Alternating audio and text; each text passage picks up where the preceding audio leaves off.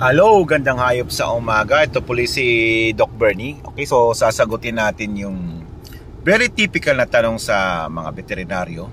Doc, gaano ba kadalas dapat bumisita sa vet ang aking pet? Okay, so halimbawa ang pet mo ay healthy naman siya, very obvious na healthy, at least once a year, okay, na visit natin sa vet para ma-check siya, okay?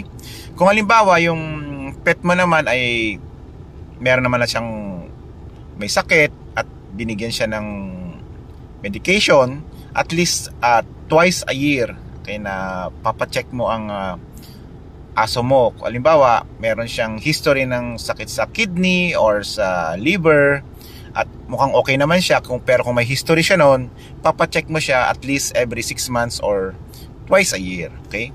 Then sa mga bata namang mga pets, karaniwan yan weekly hanggang sa siya lumampas ng 3 to 4 months, okay? Hindi naman weekly, minsan every 2 weeks, depende yan sa vaccination saka sa deworming schedule ng pet mo, okay?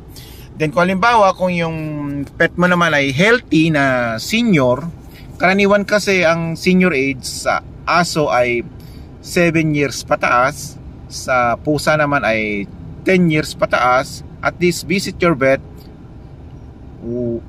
twice a year para ma-check yung aso natin at maagapan man kung may sakit, okay? Pero kung halimbawa may nakita kang pagbabago sa behavior ng pet mo, yun, pagdudumi or nagiging malungkutin siya, dali natin agad sa vet para ma-check up at makita kung meron na siyang sakit, okay? Ito po si Doc Bernie, sana nakatulong. Gandang hayop sa umaga.